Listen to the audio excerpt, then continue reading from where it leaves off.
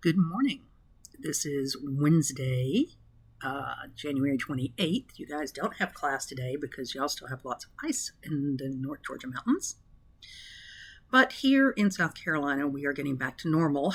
And since that means you've now been fortunate enough to miss both classes for this week, I have a few things I want to go over. The first is that since we're not having class today, the quiz that I would normally give you on Wednesday over Module 2, you will still need to do because we're out of class today. You will have until 11:59 p.m. tomorrow night to do it. It is uploaded. You get one attempt, but there are a couple of videos that you need to watch beforehand, and I will send that out in the announcement that I will post that has this in it, the link to this video. The other thing I want to do is mention this. I noticed that a lot of you posted late on the top post for discussion. The top post for discussion is due on Fridays. It is not due Saturday or Sunday. The top post is due on Friday to give everybody time to read the other answers and address the questions for the ones they didn't have. So as a reminder, for those of you who posted late to discussion 2, it'll be 10% per day off for the amount, for the number of days that you did not post it timely. I extended the deadline to the 27th because we were out on Monday to do the peer comments, not to post top posts. So you will be counted as late if you posted late. If you posted after the Friday deadline, you're going to be counted 10% per day late fee for posting the top post late. I do want to go over some of these, though. Most of you did pretty well with what the Columbian exchange is. How did it impact Europe? It elevated the standard of living in Europe markedly, not just for Spain and Portugal initially, and then not later just for Britain and France and the Dutch, but also for all of Britain, all of Europe and Eurasia. The export of products like potatoes, chilies, many of the vegetables that had been produced in the Western Hemisphere that were now imported into other parts of the world extended the standard of living by giving people other things they could grow, more foods and varieties of foods to eat, which increased their diets and their health in the long run. What was exchanged and why? Primarily from the Americas to the rest of the world, it was plant stuffs. Again, potatoes and corn and squashes and beans and various things like that. From Europe to the Western Hemisphere, obviously you get the large animals like horses and donkeys and cattle. In fact, prior to the Columbian exchange, none of those animals existed in the Western Hemisphere. The largest animal they had was the llama, and that was in South America.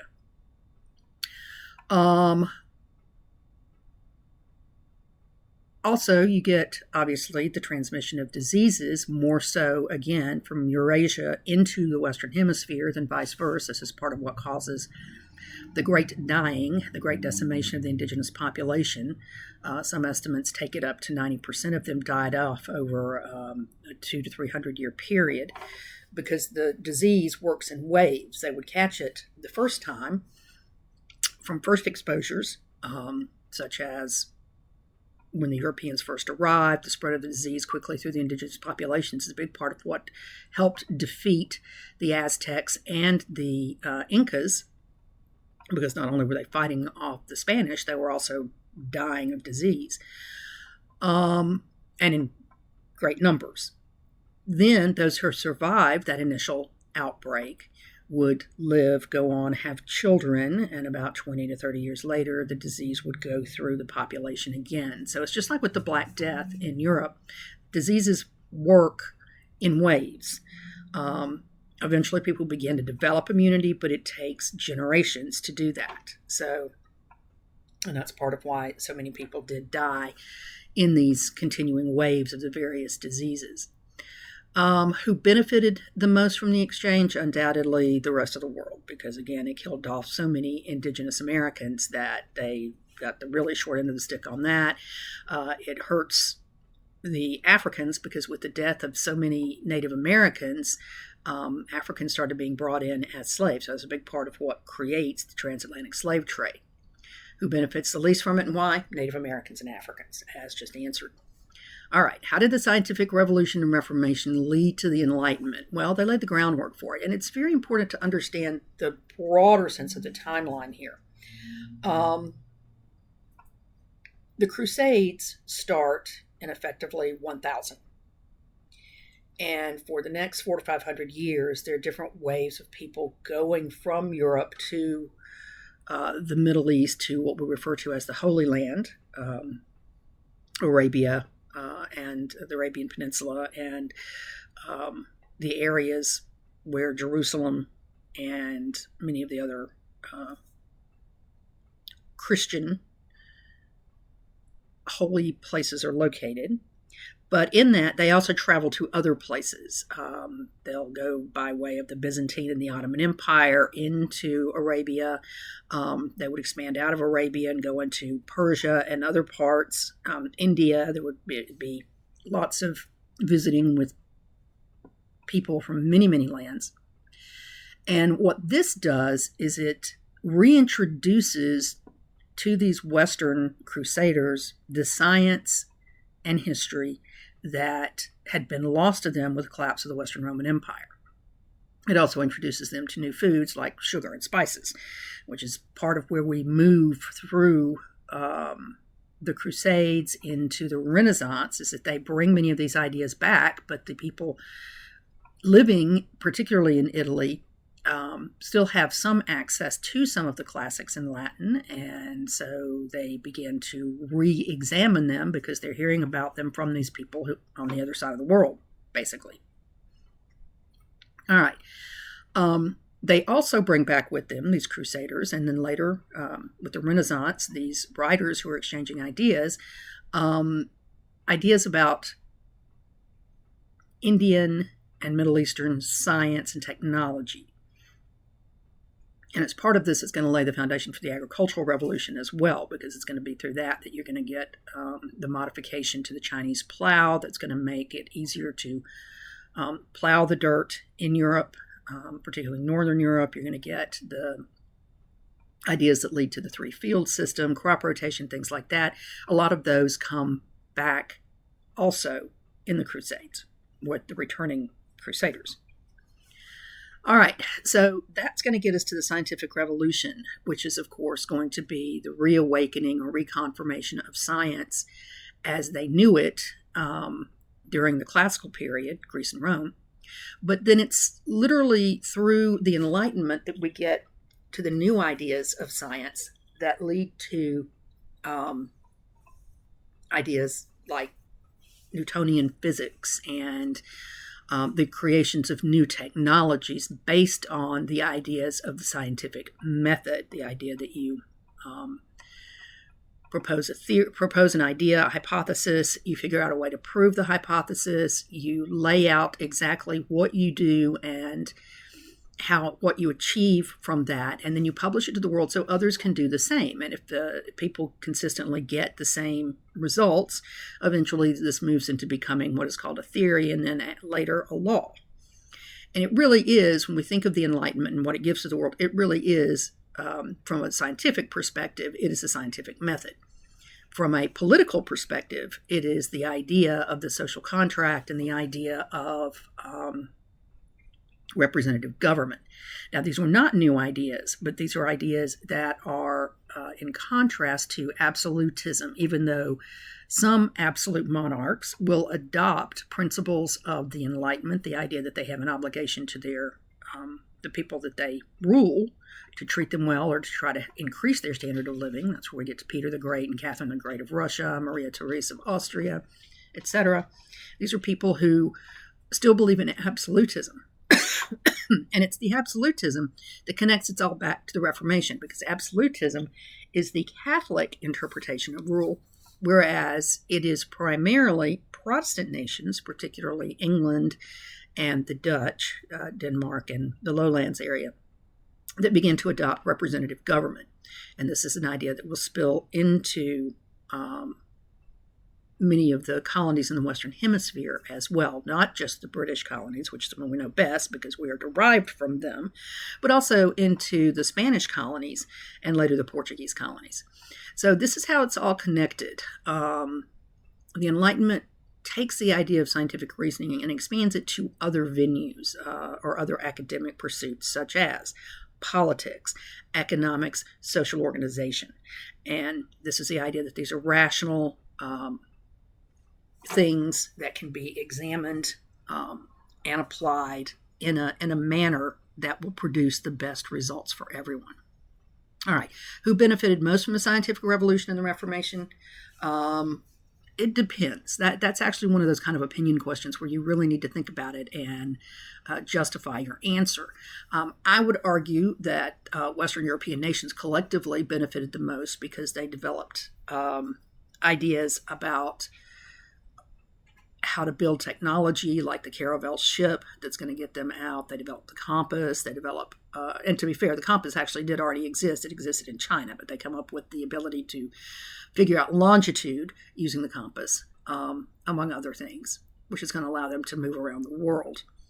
For the Reformation, nobody benefits from the Reformation in the sense, well, everybody does in the sense that the idea of freedom to choose your own religion comes into being, and the slow and gradual process of eliminating the idea of state-sponsored religions.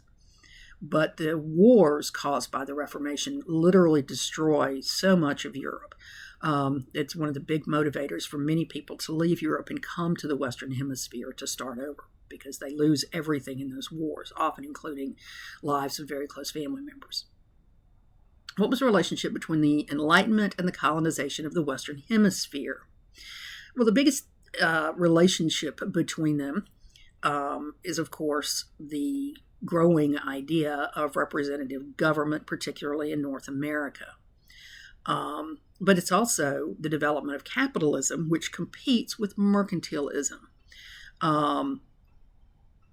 In it also, if you got through the videos that I gave you, it's also the fact that racism evolves with the Enlightenment because they have to find scientific ways to justify the enslavement of other humans. And this becomes what we think of as the dark side of the Enlightenment, is this idea that there is a social construction based on the color of one's skin, that determines your capability or lack thereof, that justifies keeping you in bondage and forcing you to do things you don't want to do.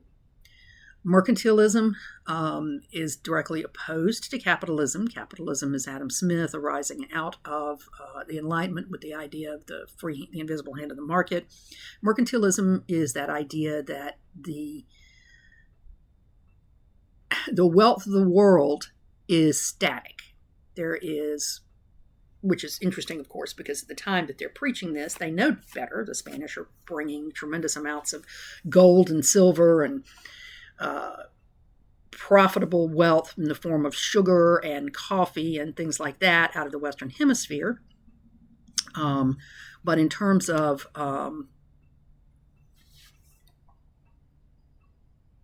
the way governments operate in Europe, and this is only in Europe, there's a belief that there is a finite amount of wealth in the world and that you win the game of empires effectively by having more specie, actual hard gold or silver money in your treasury than anybody else. So the whole idea with that is to literally, in much the same way that we're talking about tariffs today, sell more and get gold and silver for it than you buy. So this is why there are so many laws in place, these mercantilist laws, that limit what the colonies can produce. They limit who the colonies can sell to and how they can go about doing it. And then they require taxes on anything they sell to another. Well, they're actually not even supposed to sell to another government. They're supposed to sell directly to their home country, and then their home country allocates out to other places. All right. So again, who benefits most from the Enlightenment and why? Probably, Western Europe, obviously, and particularly the empires that are being built there. Why were the Europeans the ones to discover and conquer the Western Hemisphere? Why wasn't it Chinese or the Mughals or the other prosperous empires of Eurasia? Part of it is location. Those guys weren't actually looking to be out looking for other areas to trade. They were the heart of trade, so they didn't need to look for more areas to trade. The Europeans, inversely, were looking to get into the Eurasian trade network, the Indian Ocean trade network, as John Green refers to it. They desperately wanted to find cheaper ways to get back to Europe with cotton and spices and sugar and things like that. The things that they discovered during the Crusades existed in those parts of the world, and the things that they wanted. And so they began the process of trying to figure out how to get into that area. They're the ones who are out literally trying to find the cheapest way to get these goods. And in the doing, accidentally, well, and not accidentally, I mean, they knew that there was a continent there. They should know how big it was and realize the size of it. Again, Columbus literally thought he landed in India, which is why we call Native Americans Indians, because he literally thought he was landing in India. He miscalculated the size of the world. But again, they didn't know that there was something there. They just weren't aware of what it was. The Vikings had populated Greenland in the 800s to the 1000s and had established colonies there. It is possible that Zheng He, the great Ming